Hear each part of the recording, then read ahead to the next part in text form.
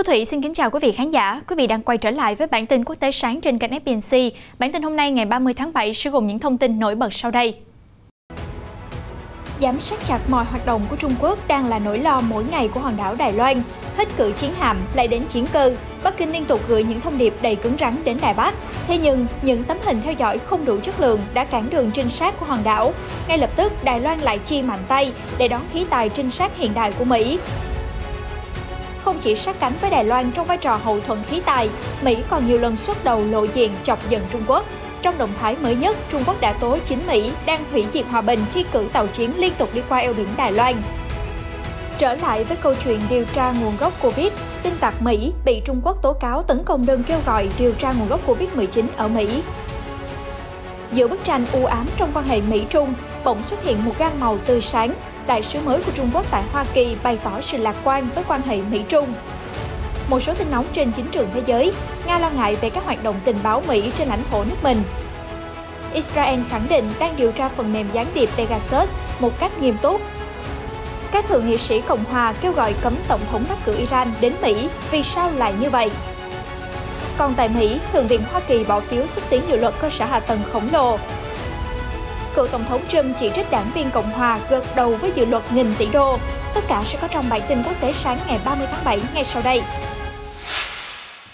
Thưa quý vị, trước chiến thuật tung liên hoàn tập trận thay cho thông điệp răn đe của Trung Quốc, phía Đài Loan cũng gấp rút trang bị đầy đủ tiềm lực và khí tài. Chiếc áo giáp mạnh mẽ của hòn đảo hiện tại có thể nói chính là sự hậu thuẫn từ Mỹ từ huấn luyện quân sự cho đến hỗ trợ khí tài. Trong thương vụ mới nhất, Đài Loan đã ký một thỏa thuận trị giá 9,63 tỷ Đài tệ, tương đương 343 triệu đô la Mỹ với Hoa Kỳ để mua 6 thiết bị trinh sát và các bộ phận liên quan, với mục tiêu giúp không quân tăng cường giám sát các hoạt động ven biển của Hải quân Trung Quốc, thay vì những bức ảnh theo dõi kém chất lượng như trước. Đây là một trong những nỗ lực tăng cường khả năng phòng thủ trước mối đe dọa từ Bắc Kinh của Đài Loan. Theo hợp đồng được Cơ quan Quốc phòng Đài Loan công khai, thỏa thuận được ký vào ngày 7 tháng 7, bao gồm 6 vỏ cảm biến trinh sát MS-110 gắn bên ngoài máy bay, 3 trạm mặt đất có thể vận chuyển, 1 trạm mặt đất cố định, các bộ phận thay thế và sửa chữa, hệ thống hỗ trợ và hậu cần, gói huấn luyện đào tạo sử dụng khí tài và huấn luyện quân binh. Được biết, Bộ Ngoại giao Mỹ đã phê duyệt toàn bộ thỏa thuận vào tháng 10. MS-110 là một vỏ đa kính được trang bị cho máy bay để ghi lại hình ảnh và thông tin tình báo ở tầm xa, có khả năng tương thích với các máy bay chiến đấu tiên tiến, bao gồm máy bay phản lực F-16, F-15 và FA-19, và có thể chụp hình ảnh có độ phân giải cao ở tầm xa, thậm chí là trong cả các kịch bản giám sát xuyên biên giới và thực chiến. Theo nhà cung cấp Collins Aerospace của Mỹ, MS-110 cho phép bao phủ hình ảnh cả ngày lẫn đêm, diện rộng và tầm xa. Các vỏ máy bay trinh sát MS-110 sẽ được chuyển đến Hoa Liên ở phía đông Đài Loan, nơi lực lượng không quân đặt căn cứ phi đội máy bay chiến đấu F-16. Trong báo cáo gửi cơ quan lập pháp vào tháng 9, lực lượng không quân Đài Loan cho biết họ đã tìm cách mua các vỏ máy bay từ Mỹ về để lắp cho máy bay phản lực F-16 của mình, với chi phí đề xuất ban đầu là 9,81 tỷ Đài tệ để giao hàng từ năm 2022 đến năm 2029. Lực lượng không quân của hòn đảo hiện tại có 142 máy bay chiến đấu F-16. Bên cạnh đó, Đài Loan đã đặt hàng thêm 66 máy bay phản lực F-16V Viper tiên tiến hơn từ Mỹ và mở một trung tâm bảo dưỡng, sửa chữa khu vực cho máy bay chiến đấu. Vào tháng 10, Cơ quan Ngoại giao Đài Loan cho biết, việc mua bán này sẽ giúp cải thiện năng lực của hòn đảo trong việc đối phó với các mối đe dọa hiện tại và tương lai bằng cách cung cấp khả năng tình báo, giám sát và trinh sát ISR kịp thời cho an ninh và phòng vệ. Hiện tại, để giảm bớt sự đối đầu giữa Washington và Bắc Kinh, Bộ trưởng Quốc phòng Hoa Kỳ Lloyd Austin cho biết trong chuyến thăm Singapore hôm thứ Ba, ngày 27 tháng 7 rằng Mỹ không tìm kiếm sự đối đầu với Trung Quốc, nhưng khẳng định Mỹ sẽ tiếp tục tập trung vào việc giúp đỡ Đài Loan. Về phía Trung Quốc, người phát ngôn của Bộ Tư lệnh Quân đội Giải phóng Nhân dân Trung Quốc PLA vừa cập nhật một diễn biến mới vào hôm thứ Năm ngày 29 tháng 7 rằng PLA đang phải giám sát không rời mắt một tàu chiến Mỹ khi nó đi qua eo biển Đài Loan. Phía quân đội Trung Quốc gọi đây là một động thái nằm trong chuỗi hành động khiêu khích lặp đi lặp lại của Hoa Kỳ. Trước tình trạng này, người phát ngôn của Bộ Tư lệnh Trung Quốc thậm chí cáo buộc Mỹ là kẻ hủy diệt lớn nhất đối với hòa bình và ổn định ở eo biển Đài Loan. Theo thời báo Hoàn Cầu, Bộ Tư lệnh Trung Quốc đã triển khai các lực lượng hàng hải và trên không, theo dõi và giám sát chặt tàu khu trục mang tên lửa dẫn đường USS Balfour của Mỹ trong suốt hành trình nó thực hiện quá cảnh ở eo biển Đài Loan hôm thứ Tư ngày 28 tháng 7. Thượng tá Shiji, người phát ngôn của Bộ Tư lệnh cho biết, các hành động khiêu khích lặp đi lặp lại của Mỹ cho thấy Mỹ là kẻ hủy diệt lớn nhất đối với hòa bình và ổn định, cũng như tạo ra rủi ro an ninh ở eo biển Đài Loan. Ông Shi cho biết thêm, các binh sĩ của Bộ Tư lệnh Chiến khu Đông Bộ của PLA luôn sẵn sàng đối phó với mọi loại đe dọa và khiêu khích, đồng thời kiên quyết, tự tin và có khả năng bảo vệ chủ quyền quốc gia và toàn vẹn lãnh thổ. Trong lúc đó, ở sàn chiến công nghệ, tờ Thời báo Hoàn Cầu của Trung Quốc đã đăng đàn một bài tố cáo Hoa Kỳ đang gia tăng các cuộc tấn công mạng nhằm vào một bản kiến nghị trực tuyến, có nội dung kêu gọi Tổ chức Y tế Thế giới WHO điều tra phòng thí nghiệm Fort Detrick của Mỹ về nghi vấn khởi nguồn của dịch bệnh COVID-19. Theo truyền thông Bắc Kinh, bản kiến nghị đã thu thập được gần 20 triệu chữ ký. Các cuộc tấn công mạng do Hoa Kỳ phát động đã gia tăng các cuộc tấn công nhằm vào một bản kiến nghị trực tuyến về một cuộc điều tra vào phòng thí nghiệm Fort Detrick về nguồn gốc COVID-19, vì nó đã thu thập được gần 20 triệu chữ ký. Bản kiến nghị đã là một kênh để các cư dân mạng ở nước ngoài đóng góp chữ ký vì nhiều người đã bày tỏ sự ủng hộ của họ.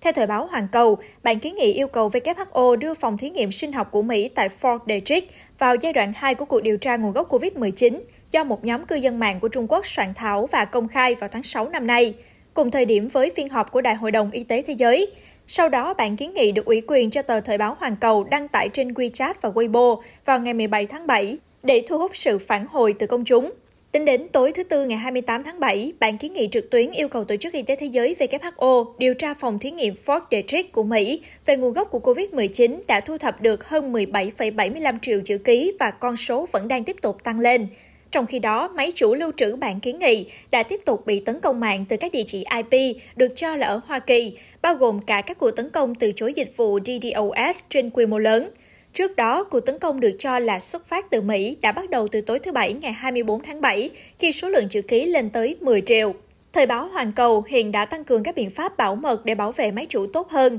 Được biết, người đứng đầu WHO, ông Tedros Adhanom Ghebreyesus, gần đây đã vạch ra một kế hoạch cho cuộc điều tra thứ hai về nguồn gốc của coronavirus nhắm mục tiêu vào Trung Quốc, bao gồm đề xuất kiểm tra các phòng thí nghiệm và cơ sở nghiên cứu có liên quan hoạt động trong khu vực xuất hiện các trường hợp nhiễm đầu tiên, được xác định vào tháng 12 năm 2019. Đề xuất này sau đó đã lần lượt bị các quan chức trong chính quyền Bắc Kinh bác bỏ, lên án và chỉ trích.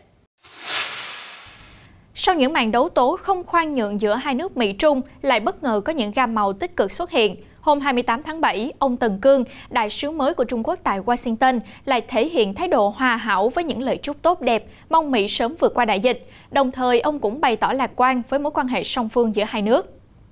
Nhà ngoại giao Tần Cương đến nhậm chức tại Mỹ vài ngày sau cuộc đàm phán sóng gió giữa Thứ trưởng Ngoại giao Hoa Kỳ Wendy Sherman và các nhà ngoại giao cấp cao của Trung Quốc. Buổi gặp mặt kết thúc trong sự chỉ trích, hai phía đều ra hiệu đối tác cần nhượng bộ để cải thiện quan hệ. Tuy nhiên, hai ông lớn thống nhất sẽ có những cuộc hội đàm thẳng thắn trung thực trong thời gian tới. Trong ngày đến Mỹ nhậm chức, ông Tần Cương cho rằng cánh cửa hợp tác giữa Bắc Kinh và Washington đang dần mở ra và tuyệt đối không nên khóa băng quan hệ song phương này. Đồng thời, đại sứ Trung Quốc nhấn mạnh mối quan hệ Trung-Mỹ đã bước sang một giai đoạn mới, không chỉ đối mặt với nhiều khó khăn, thách thức, mà còn có cả những cơ hội và tiềm năng to lớn. Ông cũng khẳng định quan hệ ngoại giao giữa hai cường quốc sẽ đi lên, bất chấp những khúc mắc và ca ngợi nền kinh tế Mỹ đang được cải thiện dưới sự lãnh đạo của Tổng thống Joe Biden. Đại sứ Bắc Kinh cũng không quên cầu chúc Washington sớm chiến thắng đại dịch. Ông Tần Cương từng làm phát ngôn viên Bộ Ngoại giao Trung Quốc 2 lần, từ năm 2006 đến năm 2014, và nổi tiếng là người có những luận điểm cứng rắn bảo vệ quan điểm của Bắc Kinh trước dư luận quốc tế. Thưa quý vị, ngày 31 tháng 7 tới đây sẽ đánh dấu 30 năm Hoa Kỳ và Liên Xô ký hiệp ước cắt giảm vũ khí chiến lược START. Thỏa thuận lịch sử này nhằm cắt giảm khoảng 1/3 kho dự trữ đầu đạn hạt nhân của hai ông lớn. START được ký kết vào tháng 7 năm 1991 bởi Tổng thống Hoa Kỳ George Bush và Tổng thống Liên Xô Mikhail Gorbachev, đánh dấu thỏa thuận cắt giảm vũ khí hạt nhân song phương lớn nhất trong lịch sử. Hiệp ước này tiếp nối cuộc đàm phán giới hạn vũ khí chiến lược SALT trong giai đoạn 1969-1979. Thỏa thuận cũng là kết quả của hàng loạt cuộc đàm phán lẻ tẻ kéo dài gần một thập kỷ giữa Hoa Kỳ và Liên Xô trong những năm cuối cùng của chiến tranh lạnh. Theo đó, hai bên ký kết sẽ không triển khai tối đa 6.000 đầu đạn hạt nhân và không quá 1.600 phương tiện vận chuyển chiến lược, bao gồm tên lửa đạn đạo xuyên lục địa, tàu ngầm và máy bay ném bom. Sau khi Liên Xô tan rã, việc thực hiện START trở nên khó khăn hơn, mặc dù Ukraine, Belarus và Kazakhstan đã đồng ý chuyển giao tên lửa hạt nhân của mình cho Nga. năm 2010 đánh dấu một khởi đầu mới cho hiệp ước này. Washington và Moscow đã tái ký kết thỏa thuận giới hạn ở mức 1.550 đầu đạn hạt nhân chiến lược và 700 tên lửa chiến lược và máy bay ném bom hạng nặng. Mỹ và Nga đã gia hạn hiệp ước kiểm soát vũ khí START mới trong 5 năm kéo dài đến ngày 5 tháng 2 2026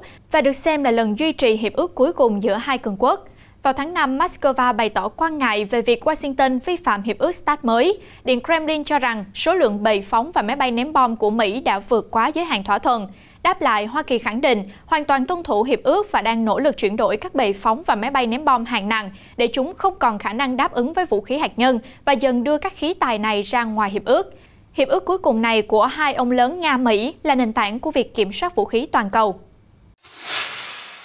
Hiện tại chưa rõ những hiệp ước chung nói riêng và mối quan hệ giữa Mỹ và Nga nói chung có đạt được những kết quả tốt đẹp hay không, nhưng hai nước trong thời gian gần đây thường xuyên có những động thái thể hiện sự nghi ngờ và chỉ trích qua lại. Mới đây, người phát ngôn Điện Kremlin Dmitry Peskov tiếp tục bày tỏ lo ngại về hoạt động của các cơ quan đặc nhiệm Mỹ trên lãnh thổ nước này, đồng thời từ chối so sánh ai mạnh hơn, ai yếu hơn trong hoạt động tình báo và phản gián của cả hai nước.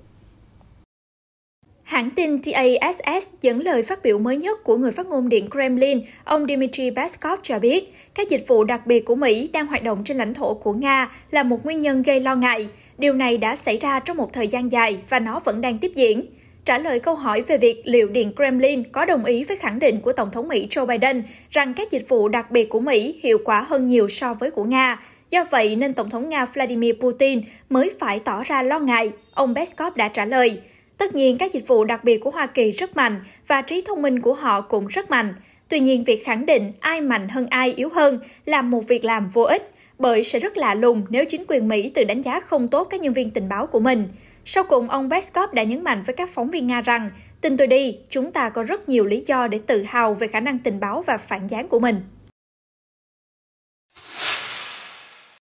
Hôm 29 tháng 7, Thủ tướng mới của Haiti, Ariel Henry, cho biết chính phủ nước này đang xúc tiến tổ chức cuộc bầu cử càng nhanh càng tốt sau vụ ám sát Tổng thống Jovenel Moïse hồi đầu tháng.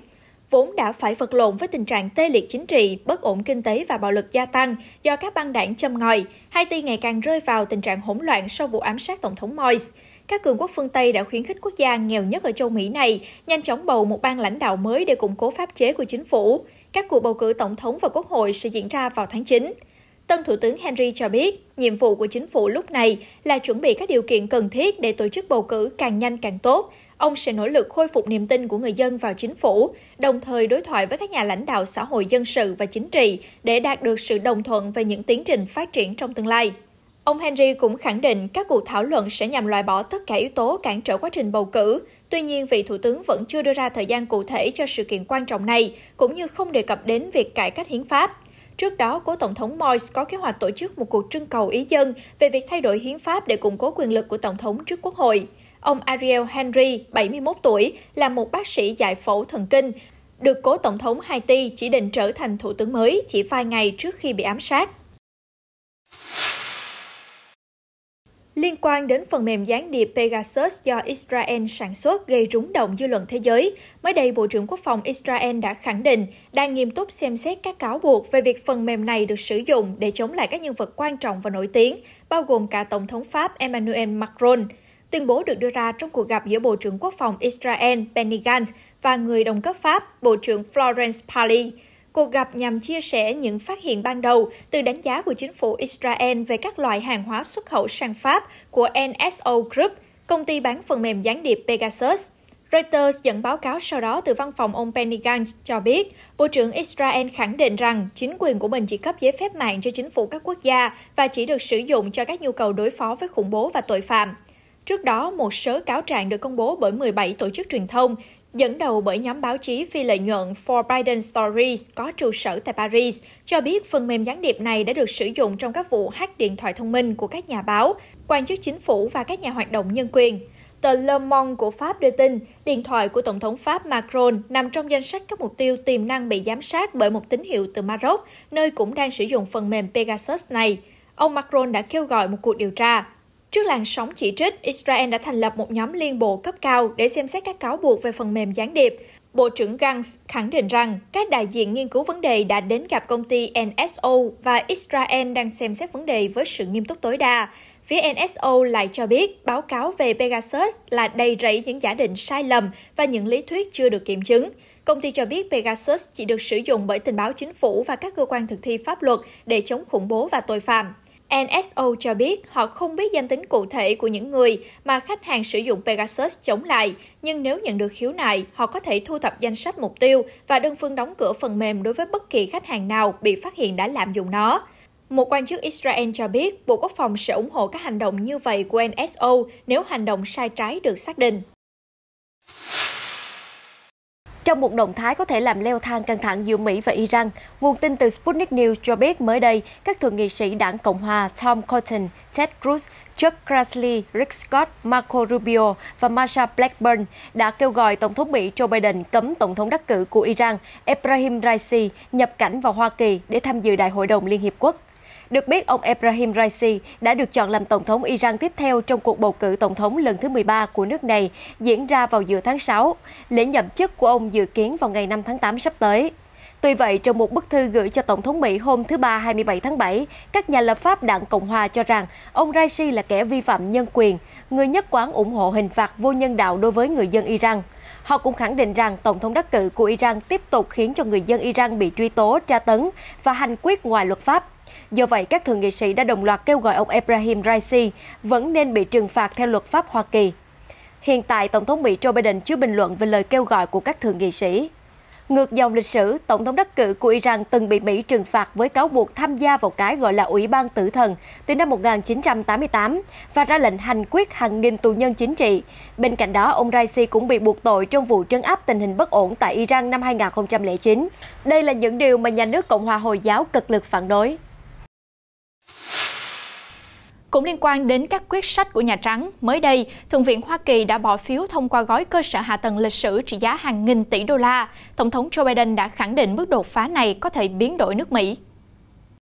Sau khi thỏa thuận được Quốc hội thông qua và ký thành luật, chính quyền sẽ bơm các mức tài trợ lịch sử của liên bang vào việc sửa chữa hệ thống đường xá, cầu cống và đường thủy. Đồng thời, Hoa Kỳ cũng chú trọng đảm bảo Internet băng thông rộng cho người dân cũng như mở rộng các chương trình năng lượng sạch. Dự luật đã được lưỡng đảng thông qua với tỷ lệ 67-32 với sự đồng ý của 17 đảng viên Cộng hòa và tất cả 50 đảng viên Dân Chủ. Kế hoạch này là một phần của chương trình nghị sự trong nước sâu rộng của Tổng thống Biden, bao gồm khoảng 550 tỷ đô la Mỹ chi tiêu mới. Các thượng nghị sĩ cho biết cho đến khi dự luật được thực sự viết ra, họ vẫn sẽ có cơ hội xem xét lại từng chi tiết. Nhà Trắng đã tuyên bố kế hoạch mới này sẽ làm cho nền kinh tế Mỹ mạnh mẽ hơn, tạo ra hàng triệu việc làm ổn định. Tổng thống Biden gọi đây là khoản đầu tư dài hạn quan trọng nhất vào cơ sở hạ tầng và khả năng cạnh tranh của Hoa Kỳ trong gần một thế kỷ qua, và nó có tiềm năng biến đổi nước Mỹ và tạo nền tảng cho cường quốc này trong tương lai. Dẫu được Thượng viện thông qua, nhưng dự luật vẫn sẽ cần phải thông qua tại Hạ viện. Trong khi giới chức Nhà Trắng đang hồ hởi trước gói cơ sở hạ tầng khổng lồ có sứ mệnh xoay chuyển Hoa Kỳ, cựu Tổng thống Donald Trump lại lên tiếng chỉ trích các đảng viên Cộng hòa ở Thượng viện vì đã gật đầu thông qua dự luật gần 1.000 tỷ đô la này. Cựu Tổng thống Donald Trump đã lên tiếng chỉ trích: "Thật khó tin với cách mà các đảng viên Cộng hòa ở Thượng viện của chúng tôi đang đối phó với đảng Dân Chủ trong việc thông qua dự luật lưỡng đảng về cơ sở hạ tầng. Đây sẽ là một chiến thắng cho chính quyền Biden và các đảng viên Dân Chủ và sẽ được xem là thành tích mà đảng này vin vào trong cuộc bầu cử năm 2022. Quả là thỏa thuận tồi tệ, nó khiến cho đảng Cộng hòa trông yếu ớt và ngu ngốc." Trong đó, ông Trump đặc biệt chỉ điểm thượng nghị sĩ đảng Cộng hòa Mitt Romney và gọi ông này là siêu rhino, một thuật ngữ được sử dụng để mô tả các đảng viên Cộng hòa lập pháp theo cách thức giống như đảng viên Dân Chủ. Mặc dù không nắm giữ bất kỳ chức vụ nào, cựu Tổng thống Trump được cho là vẫn tiếp tục có ảnh hưởng đáng kể đối với đảng Cộng hòa, đe dọa các nhà lập pháp đảng Cộng hòa tại các cuộc bầu cử sơ bộ nếu họ thông qua thỏa thuận cơ sở hạ tầng lưỡng đảng. Trước đó, như đã nói, một nhóm thượng nghị sĩ lưỡng đảng đã nhất trí thông qua gói 987 tỷ đô la Mỹ cho dự án cơ sở hạ tầng, trong đó có khoảng 550 tỷ đô la Mỹ chi tiêu liên bang mới.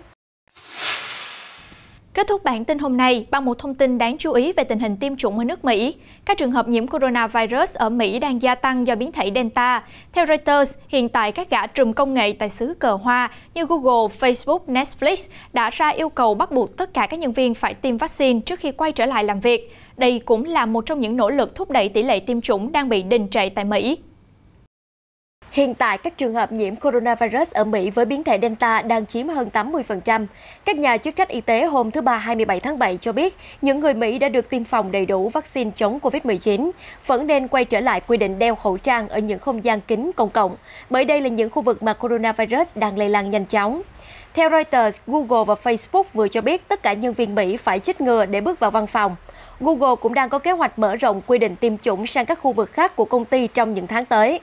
Trước đó, theo báo cáo của Deadline, công ty phát trực tuyến khổng lồ Netflix cũng đã thực hiện chính sách trình giấy thông hành vaccine đối với dàn diễn viên và đoàn làm phim trong tất cả các sản phẩm của họ tại Hoa Kỳ.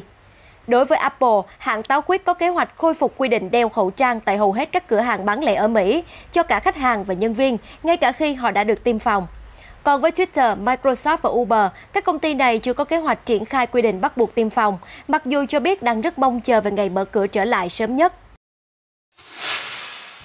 Những thông tin vừa rồi cũng đã kết thúc bản tin quốc tế sáng ngày 30 tháng 7 trên kênh FBNC. Những thông tin mới nhất và nóng nhất xoay quanh các vấn đề chính trị, xã hội và đời sống trên toàn cầu sẽ có trong các bản tin quốc tế tiếp theo, phát sóng vào 8 giờ sáng hàng ngày trên kênh FBNC. Thu Thủy xin chào tạm biệt và hẹn gặp lại.